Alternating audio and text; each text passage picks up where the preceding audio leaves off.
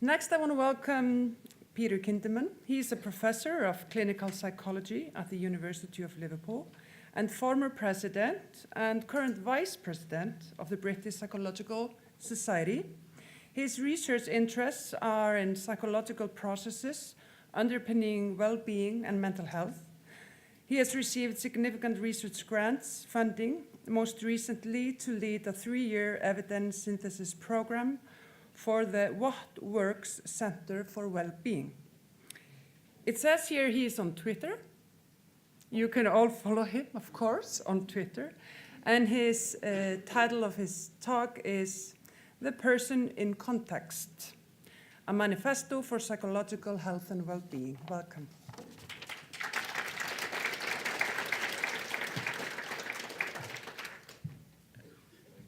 Thank you very much. I should just correct one thing, which is a couple of months ago I had an interesting meeting with 2 lawyers who suggested to me that it would be a very, very good idea if I stopped being the Vice President of the British Psychological Society because of certain of my attitudes and views. So I'm a former President of the British Psychological Society, but I have to say that because the meeting with the lawyers was a very interesting meeting.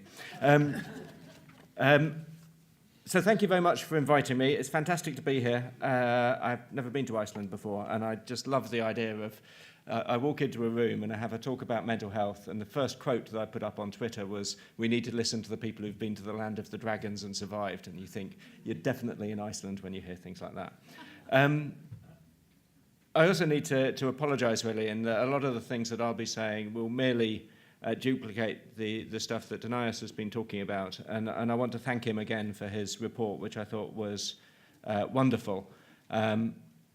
He is talking about paradigm changes, and I think that for some of these ideas, the ideas that some of us have been talking about for a number of years now, really, to have emerged into the realm of the United Nations, I think is fantastic for us. So we're extremely grateful to you and very enthused by it. I'm going to cover very similar ground, I hope. And to start off with, in the sort of grand tradition of university professors, I'm going to tell you what I'm going to tell you, and then I'm going to tell you it, and then I'm going to tell you what I've told you. And this is it, really. So this is not the British Psychological Society's manifesto. It's mine, right? It's what I think. It's trying to put down my ideas in a succinct form. And for me, I would regard mental health problems as fundamentally social and psychological issues. I'm not denying the role of either the physical brain, which obviously is important, or the contribution made by medical colleagues, or even the contribution to protecting mine and your mental health care through the use of medical interventions. But I think what I'm saying is that mental health problems are fundamentally social and psychological phenomena with medical aspects. They're not fundamentally medical diseases with psychological and social components. It's turning that through 180 degrees. And if my psychiatric colleagues find that threatening, then I apologize for that, but that is what I believe. I think that means that we should treat, as an applied scientist, as a scientist practitioner working as a clinical psychologist, I think we should apply not the biomedical disease model frame to these things, but the applied scientist model, to identify clearly, precisely, even in my case, using quantitative techniques, even the techniques of classification, to the experiences of mental health. But instead of diagnosing people with illnesses, we should identify the problems that they're experiencing, try to work out the reasons, social, psychological, human, experiential, and medical, as to why those specific problems and behaviors and thoughts and emotions and traps have emerged, and deal with it as an exercise in applied science rather than the treatment of illnesses. That would mean that we would move away from diagnosis. It would mean that we would move away from and radically reduce the use of medication. I turn here to colleagues such as Joanna Moncrief, who talk about medication in terms of what the role, understanding the role that medication has on the functioning of the brain, rather than looking for an antipsychotic to treat the psychosis. We understand what the drugs do, how they work, and how they work with the human, rather than assuming that this is a treatment for an illness. And that's what I mean by using it pragmatically, rather than presenting it as a cure. And instead, we need to understand how we learn to make sense of the world.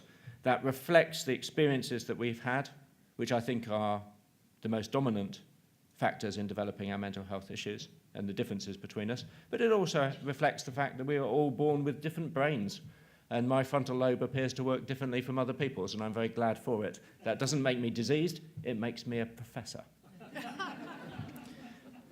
And as Denias has said, we need to offer care rather than coercion, and it does mean that if we go down this route, it means that we shift a little bit from being experts who treat disease to being, and I use this advisedly, to be social justice warriors, to think about the underlying social and environmental conditions of the people with whom we work, and to work to establish the social prerequisites for genuine mental health and well-being, and that takes us into the world of politics.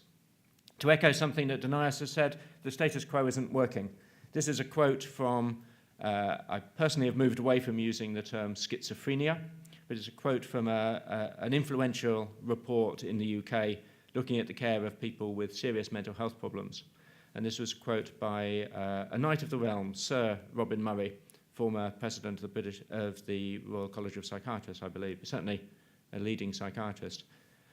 The message that comes through loud and clear is that people are being badly let down by the system in every area of their lives. And it is very difficult after saying that to then say, and we should shore up that system. It's also the case that I think that we're letting people down in terms of protection for their rights. Britain, until we made the foolish and stupid decision to vote for Brexit, we were, up until then, the 5th largest economy in the world. We are actually no longer the 5th largest economy in the world. We slipped down to being 6th. That's what happens when you make stupid decisions. But you would have thought that a country like the United Kingdom would protect the human rights of its citizens and would protect the human rights of the most vulnerable of its citizens. This is a photograph shared very widely. Oops, it's not working. Why is it not working? Oops. Right, I know why it's not working. That's why it's not working. No. Nah. Why is this not working? Now I'm confused by this. There. Yes, right. So you should have seen these wonderful slides explaining in great detail and helping a little bit like BBC subtitles for you to understand my words, and I apologise. Well, I blame somebody else for it, of course. So this is a photograph shared widely on social media by a Twitter user, Alison Cameron. It's a difficult relationship with the mental health services. This was actually a private hospital. This is a hospital where the contract for the delivery of care is paid by the state, but to a commercial organisation, which makes it doubly worse in my case. This is the area where people were permitted to have outside exercise and probably to smoke cigarettes. Probably the shielding there is both to protect their privacy and also to stop people poking drugs through the fence. Because one of the things we know about mental health services is that you are obliged by law to take the drugs that make you feel bad, and you are prohibited by law from taking the drugs that your family bring in that make you feel good. That's just a rule of mental health services.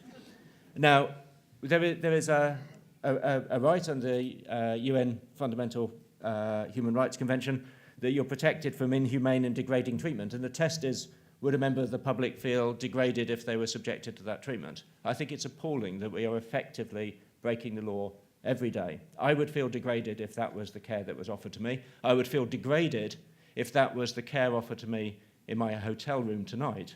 And I don't at the moment feel on the edge of wanting to stay alive. I don't feel like harming myself. I don't feel as if life is not worth living. And even then, in that circumstance, I would be degraded by that sort of treatment. I think it's appalling. I think it's also appalling when we move on to what's genuinely much better. This is a photograph that I took in a place called Bathurst in Australia. It's very nice. It's nice, it's clean, it's tidy, it's well presented.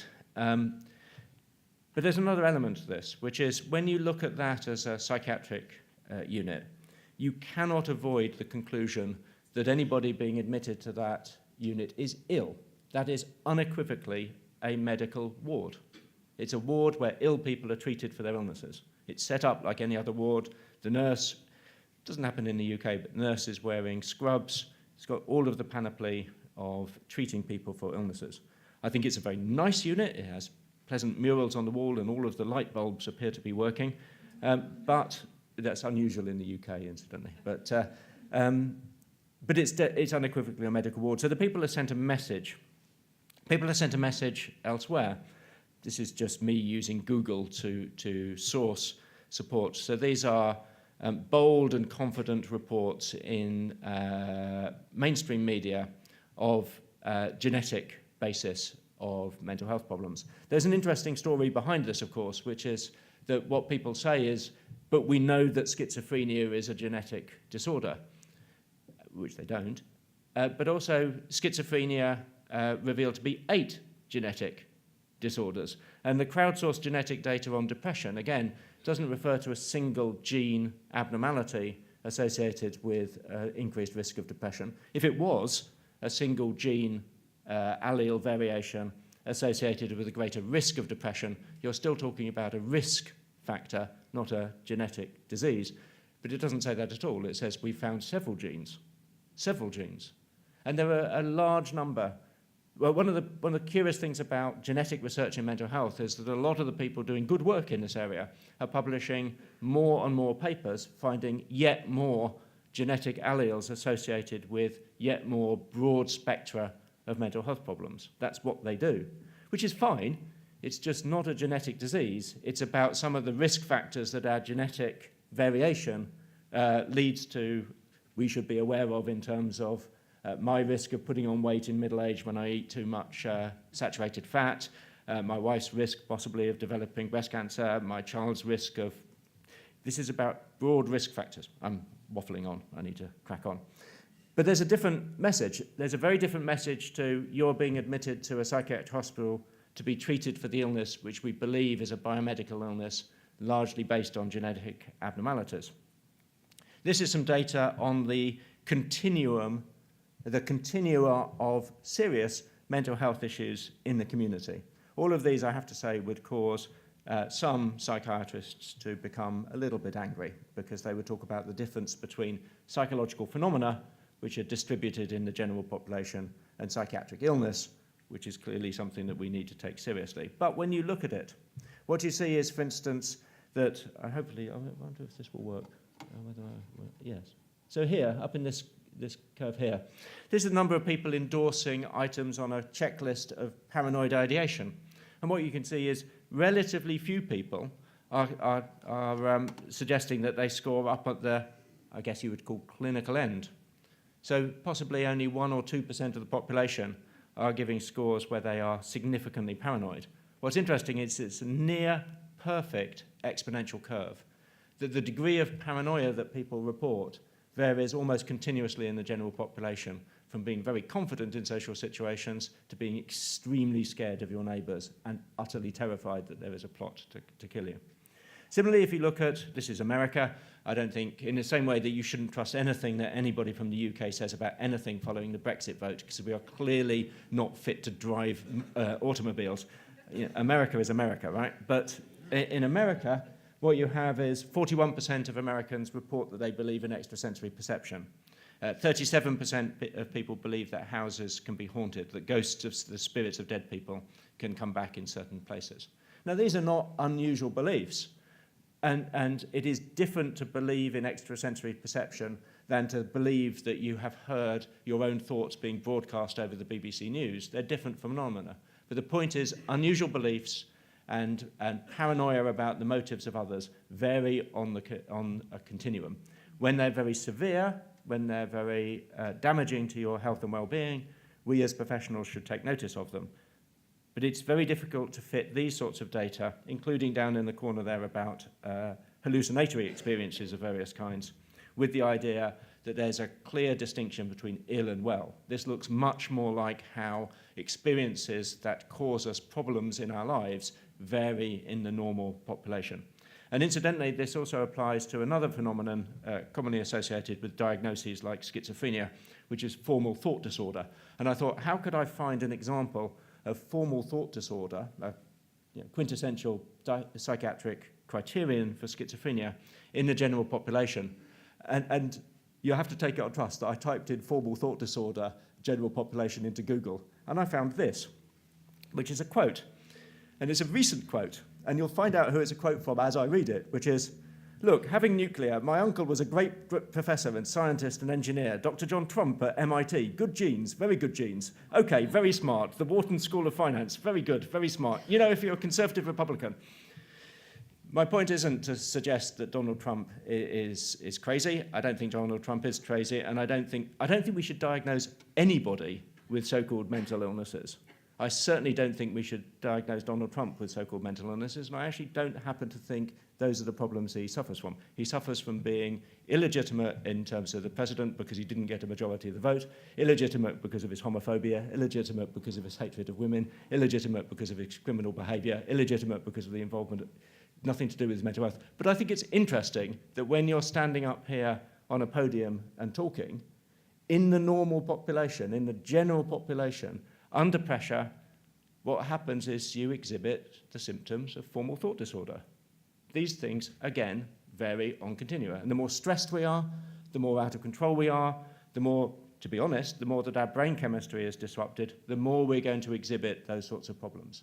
These are problems, and they're phenomena, and they're interesting, and they have causes, but they're not black and white illness well. The other side to it is to understand what these things are, is, as Denias has said, to look at the social and environmental factors that lead to these sorts of problems. So this is a paper from a colleague of mine that I've worked with. I helped supervise his PhD, in fact, a public health physician, Ben Barr, up in Liverpool, looking at suicides linked to the 2008 economic crash that I know also affected Iceland, of course.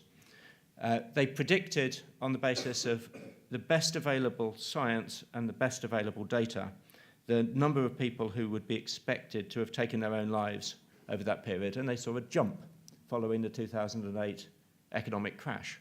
And they saw a jump that not only demonstrated in the sense of being consistent with the data rather than individual proof, but consistent jump associated with unemployment, and particularly male unemployment.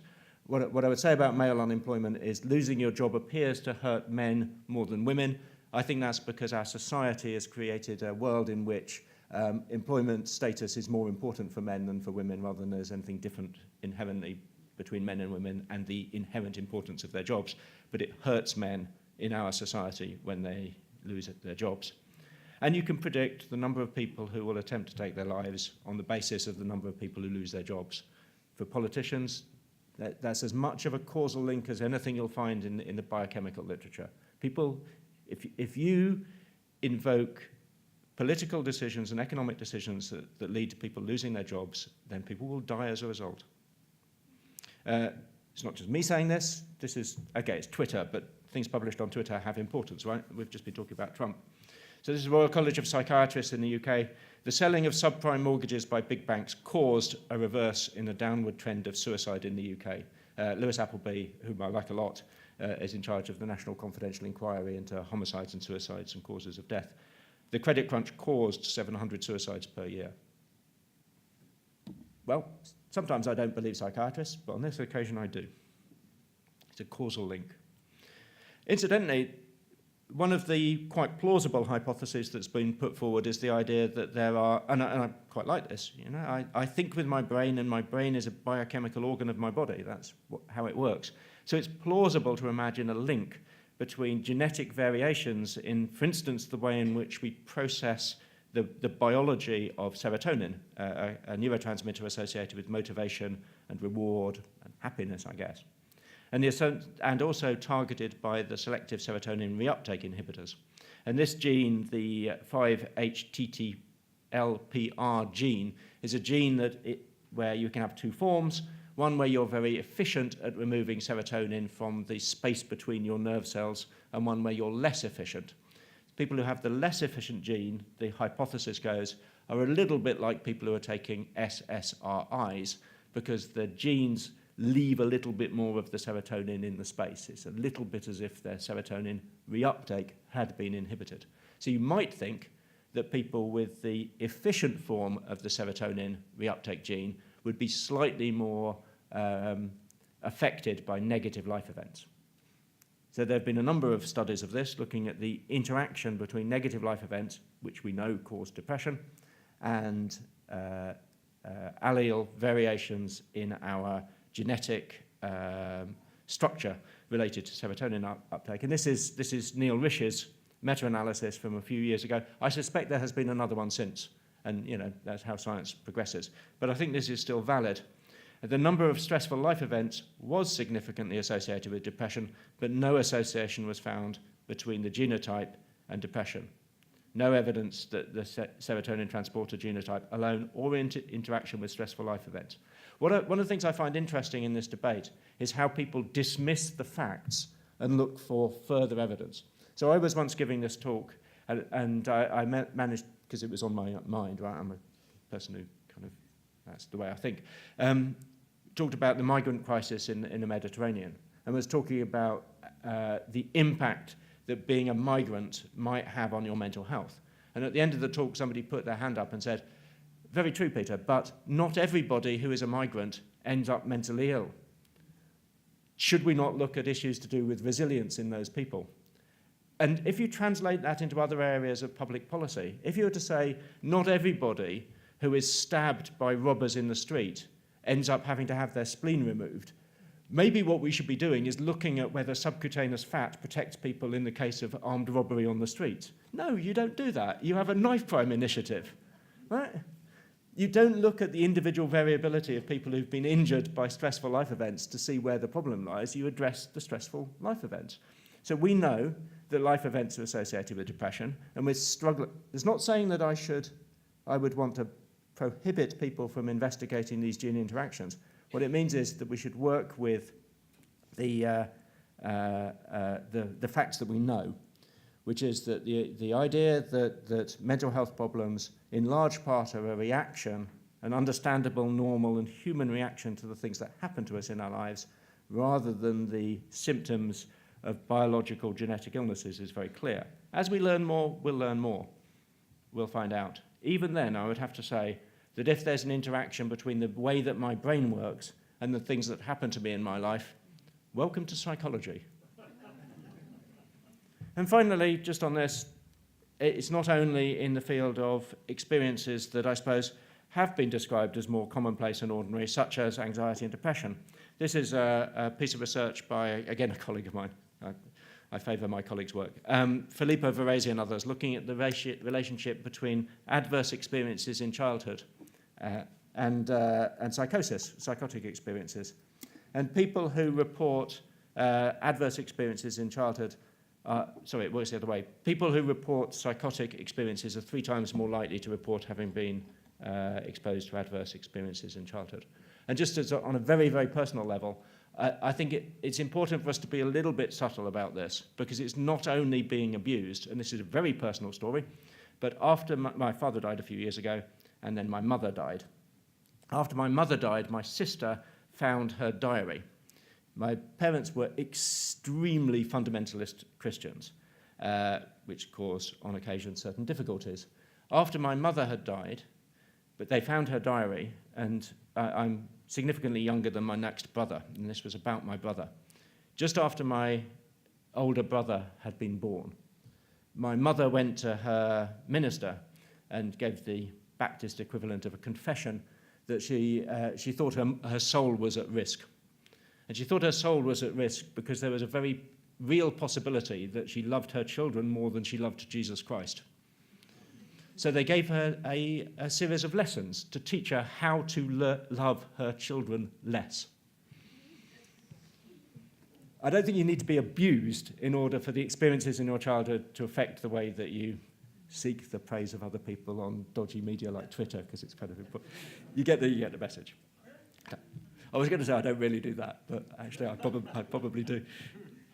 So all of this leads to, I think, a very different perspective. And one of the things which Denai's hinted at, but I'm kind of pleased he didn't really mention, is the way in which this focus on the biomedical aspect takes our mind off the elephants in the room and the social circumstances in which we live, sometimes very personal, children growing up, comparing themselves inappropriately with their peers, feeling the expectation of performance, feeling that being different or unusual or sensitive or caring or unsure about your gender assignment at birth, those sorts of things, can affect us. And we take our mind off the elephants in the room. And I just wanted to return to the man, because he's there in the background, that when we focus on what happens inside people's heads, we ignore the ogres that are looking down on us, the dragons that exist in this world.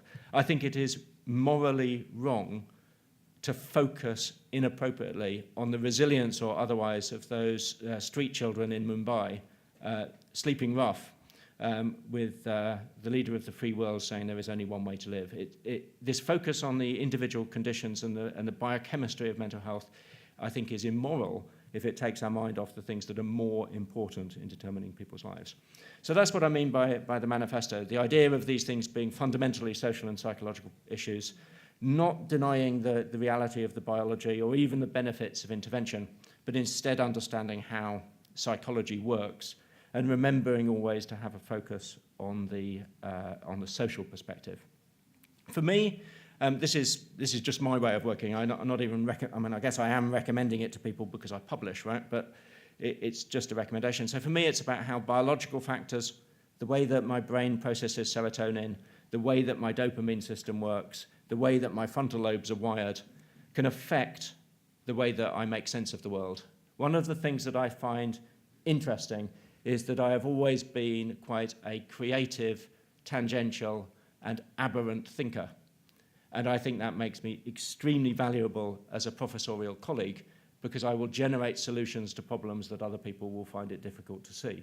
It probably also makes me vulnerable to various forms of mental health problems. So I see it as biological factors influencing the way that we look at the world, combined with the experiences that we've had in our lives to affect psychological and social problems. And they're not different from psychiatric illnesses. That's the way to think about these things.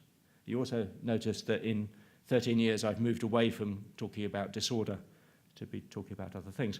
And there is data for this. And very, very briefly, this is a very large database that I collected with the help of the BBC. And we looked in large measure at the relationship between certain psychological factors and certain events in people's lives and their experiences of mental health problems, admittedly on a very broad brush scale. And what we found was that there was a combination between negative life events, rumination, and anxiety and depression. And it's a fundamental relationship that we need to explore further.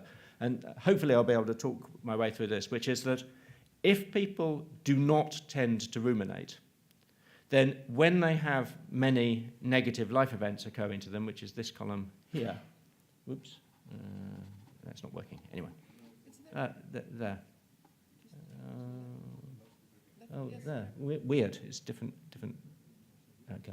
So in this column here, when people have lots of life events, but they don't ruminate, what you see is that only 17% of people report high levels of mental health problems, anxiety and depression.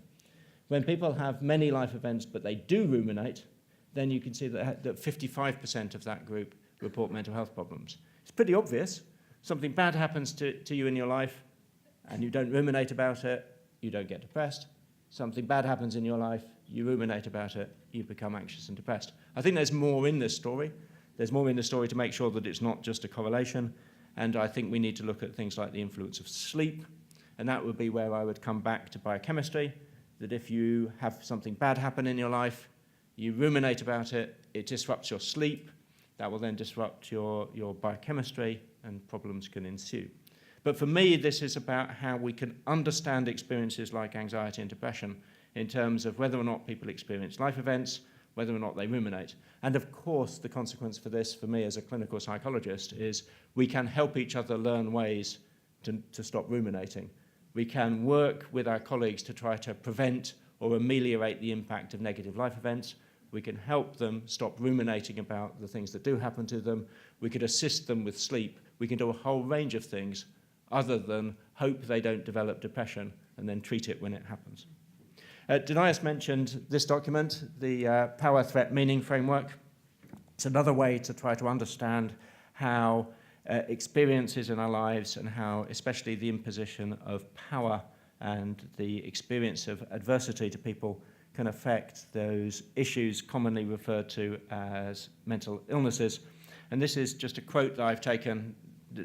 just in the last couple of days from a blog that was published by a user of mental health services about this framework. It's not the only framework. It doesn't replace cognitive behavior therapy or the scientist practitioner approach. We are skeptical about the use of diagnosis, but we're not telling people what to do. We're telling people what we think, which is a slightly different issue.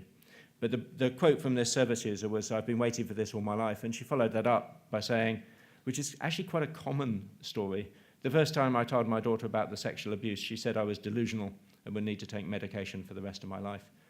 There's a wonderful story by Jackie Dillon, that, who's a colleague and friend of mine and one of the authors of this report, who said that, I think it was on the second time she was admitted to hospital.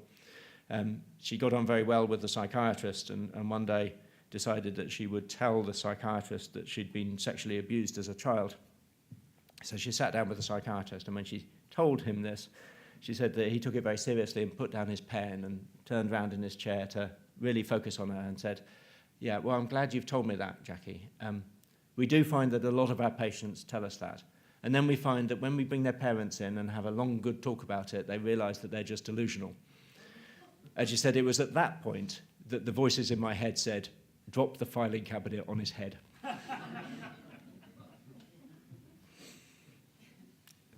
So for me, I think this leads on to, I wouldn't consider these things in these terms. I think we can talk about anxiety. We can talk about specific anxiety. We can talk about the anxiety of failing an exam. We can talk about the anxiety that people experience when they realise that there's a spider in their room. We can talk about people who have anxiety about their health. We can talk about people, we don't talk about people, we talk about people who experience anxiety when in crowded or confined spaces. And for instance, their life is disrupted by not being able to fly or not being able to use a lift. And we could talk about people who report being anxious all of the time. I think that's something we should address. And many of the people that we see in clinics are anxious all of the time. If you really want to go down the route of using technical language, you could call it generalized anxiety. But I wouldn't add the word disorder. And incidentally, for my medical colleagues, if I fracture my femur, I'd quite like somebody to diagnose a fractured femur. I would find it really peculiar if they called it fractured femur disorder. What it's doing is it's adding the word disorder to say, I claim dominion over this phenomenon. If I was to talk to you about your anxiety and discuss with you ways in which your anxiety might be ameliorated, why your anxiety came about, and what we should do about it, there's no ideological power of biomedical dominance in it. The way that you do that is to say, these phenomena are not like normal experiences. They are mental illnesses, they fall into my domain, and we must refer to them as disorders.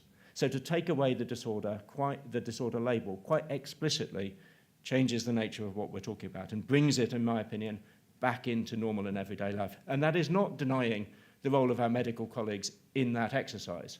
Like public health, like general practice, we work with our medical colleagues to understand why we feel anxious and what we might do about it.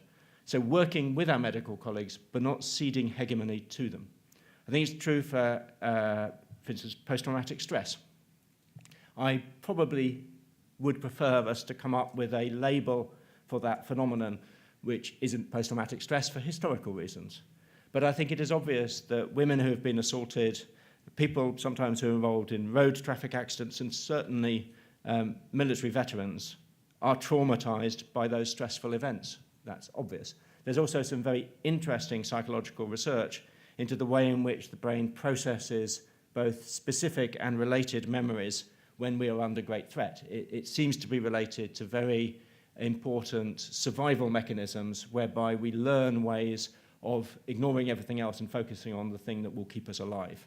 So there are certain consequences of being through life-threatening situations that are understandable, normal, but also possibly harmful to us. So I believe in the phenomenon of post-traumatic stress. I don't think it's a disorder. I don't think there's anything disordered about a veteran who comes back from war traumatized by that experience. That's what war does to people. It's a phenomenon, it's not a disorder. And again, ADHD, well, I'm in Iceland where it doesn't bloody get light until midday, but in the UK, a couple of things. First of all, kids are born different, right? I've got 2 children, they're not the same. Kids vary. That's the way it goes. If you're an educationalist, you should understand that kids vary, and we should build educational systems that take into account the variance of human nature. Otherwise, you're a Nazi. End of story. Right. Second thing is, kids' cortisol levels tend to rise late in the day. So I tend to wake up at about 5:30 because I'm old. My son, who's 19, doesn't get up until 3 in the afternoon. What we do in the UK is we have a national curriculum that puts a great deal of stress on children. We have league tables for schools. That means schools have to perform, and they have to perform to the national curriculum, and they get rank ordered in terms of their performance. We start schools at 9 o'clock or even 8:30 in the morning, which is very bad for children's brains. We don't start with exercise. We don't even start with breakfast. We start with lessons very early in the morning when the kids' brains are developed. And then, bizarrely, the school day ends at 3 in the afternoon, whereupon the teachers are supposed to prepare for the next day. Then what happens is, you know what, you're in a class with 5-year-olds, some of whom are 5 and some of whom are nearly 6. That means there's like a 15-20% difference in cognitive development between those kids. Plus, they're different in terms of how much they pay attention, how much they're interested in theoretical physics versus chasing pigeons. They differ in terms of how long they can sustain attention. Right. To take those kids who don't fit into that framework and label them with attention deficit disorder, I think is aberrant. And then to treat them with Ritalin so they fit into it, I think is misguided. I'm not denying that there are children who have great difficulty in sustaining attention, children with developmental disorders or children with congenital problems that make it particularly difficult for them to remain focused. I'm not even denying that for some children in those situations, that medication like Ritalin might not be a useful adjunct to their care. But I think the number of children that fit into those categories is vanishingly small. And I don't think that what we're seeing is if your kid finds it difficult to pay attention in class, he or she probably has attention deficit disorder and needs to be treated for it.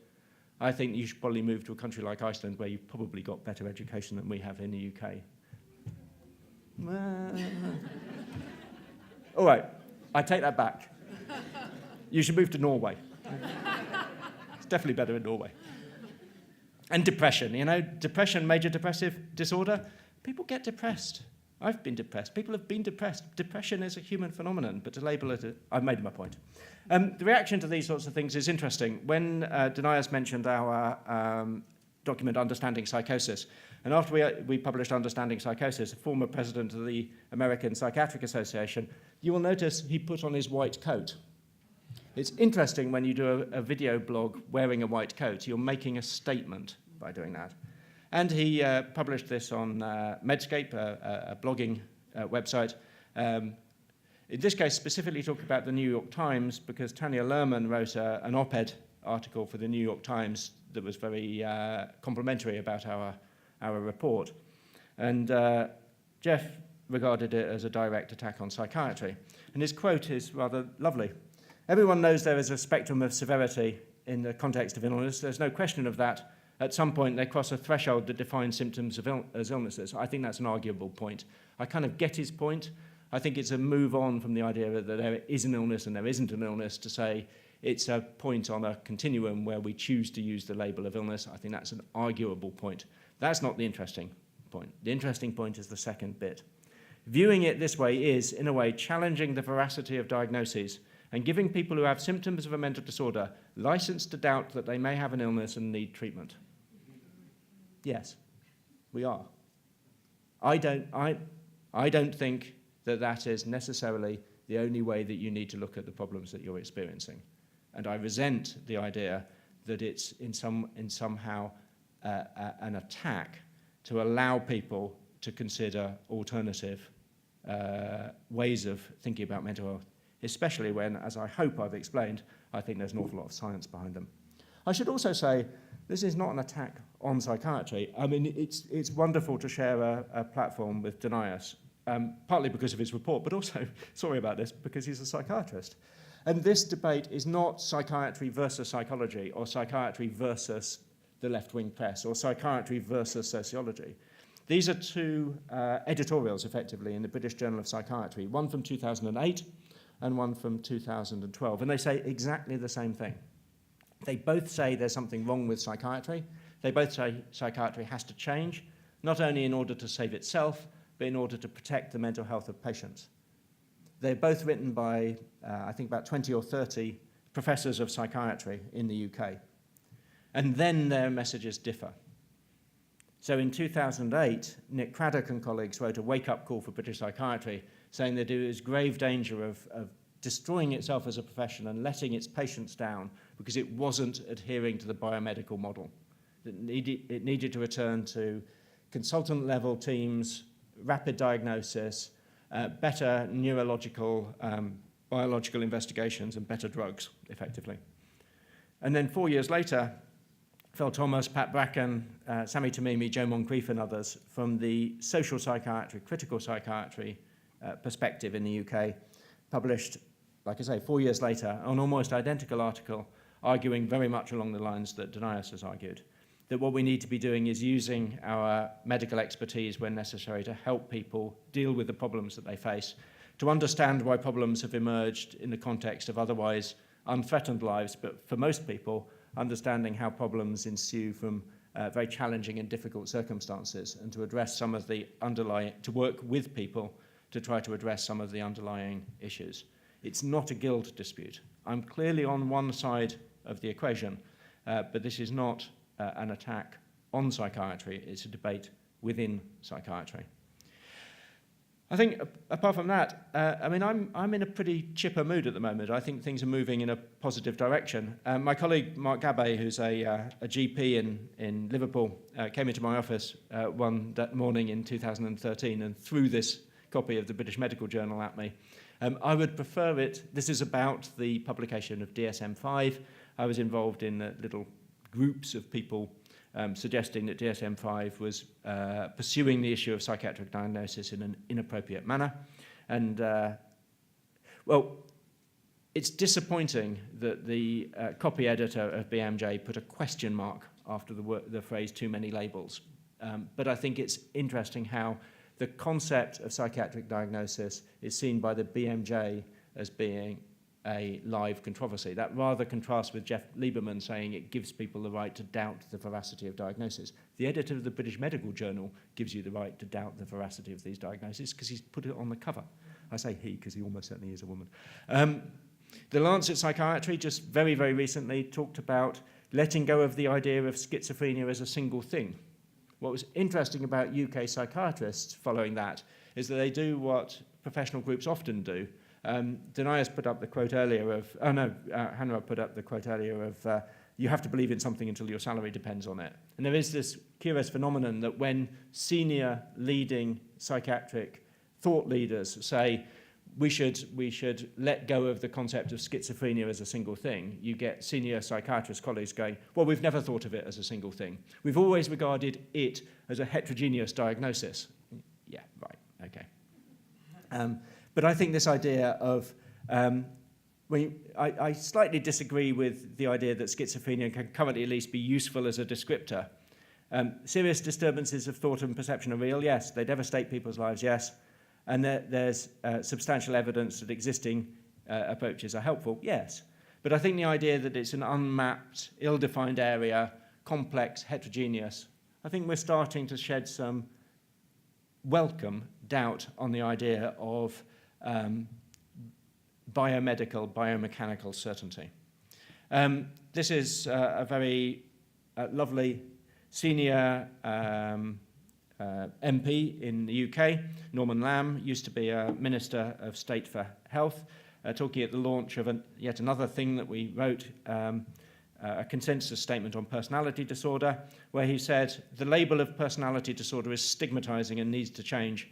We need to understand people in the context of trauma, abuse, and other adversity. So again, you've got political leadership. This is an interesting idea. The Royals, I'm kind of, I suppose when I joke about, I shouldn't joke about what I joke about because it involves references to things that happened in 1917, and I shouldn't joke about it. And I've met him, and he's a very nice bloke. But this idea of members of the royal family talking about the experiences that their colleagues who served in combat roles have had in the war in Afghanistan, and about their own grief following the death of their mother in very unusual circumstances. And the idea of them not saying, I empathise with you because I had a rough time, but saying, I sought professional counselling, is quite unusual, I think, for people in leadership positions to do. I know that the Norwegian Prime Minister was very open about his issues with mental health and was elected back into power afterwards, we note. But I think it's also interesting when the royal family are talking in these terms of us and we and our, and the normal and understandable but nevertheless tragic consequences of life's adversities. I sit on the expert advisory committee for a group coming out of Public Health England, a major state body in the UK, talking about how to advise the public on mental health. Theresa May wants us to establish a new campaign to educate the public about mental health. And it's interesting that the first round of the civil servants literature review, one of the conclusions was that the portrayal of biomedical messages may contribute to increasing prejudice and make people less receptive to the message, which is one of the stories. One of the stories is it's an illness like any other. Therefore, we tell people they have an illness, they're not weak, they're not stupid, they're not failing in some way, it's not their fault, they're not inadequate, they have an illness, that will be good for them. But the research evidence is that that's not quite the way that it comes across, because in truth, what people say is, so the illness explains why they're weak and stupid and inadequate and failing. That's what they do. I apologise in advance for the next slide. It's about Norway. I'm kind of slightly in love with Norway. But the Norwegian law works slightly different to the UK's. And so what they've done is they've established a law requiring health service providers to reserve beds for people who need inpatient care but don't want to take medication. And I think that's interesting, not only because it's a good thing to do, but overtly and explicitly, they know that that will put pressure on the services to move in that direction and challenge professionals. So just two things left. Three things left. One thing is to praise Denias's report, which I've got a slide for. But I thought I would reflect, after we've had the United Nations Special Rapporteur talking about a paradigm shift, we've had editorials in the British Journal of Psychiatry, British Medical Journal talking about too many labels, the royal family coming up with the idea that they themselves might benefit from professional input, Lancet Psychiatry talking about changing the nature of the term schizophrenia. Where can we go to in terms of reflecting the degree to which these ideas have taken root? And I once got a phone call from my colleague Anne Cook, that I've worked with a lot, and she said, "Are you watching The Simpsons?" And I said, "No, of course I'm not watching The Simpsons." She goes, "Turn The Simpsons on." And it was episode 12 of series 25 of The Simpsons. And Bart Simpson falls in love with Diggs. Diggs is voiced by Daniel Radcliffe. And the reason why he's got the kestrel on his arm is a reference to an old English movie called Kes. And they get expelled from school because Diggs is insane. And Bart turns to Diggs and says, "Are you clinically insane?" And Diggs replies, "The rumours of my bonkitude have been greatly exaggerated. DSM-5 indicates paranoid schizophrenia, but that work is mired in controversy." Mired. Thank you very much. I will take credit for the miring. And reaching The Simpsons is the high point of my career. I was going to say that Denias's work is the high point of my career, but you've already talked about it, and I think it's wonderful, and I've said that 4 times, so I shall move on. Just my final point is we had a meeting about 2 or 3 years ago now, thinking about the Twitter generation and how we can boil these things down into slogans. And there was a very famous slogan from Stonewall that appeared on the side of buses in London, which said, "Some of us are gay, get over it." Very nice. And there was also one that followed that up, which was by the National Secular Society, that caused a lot of trouble in religious circles, that said, on the side of a bus, it said, "There probably is no God, why don't you get on and enjoy your life?" And that really annoyed people. So we're thinking, what could we put on the side of a bus that would reflect what we mean? And a colleague of ours, Jackie Dillon, has talked very movingly about her experiences in mental health and now does a lot of work in this area. And she came up with a phrase that I think sums up perfectly what we're on about, and it fits on the side of a bus. And it is, don't ask what's wrong with me, ask what's happened to me. And at that point, I'll stop. So thank you.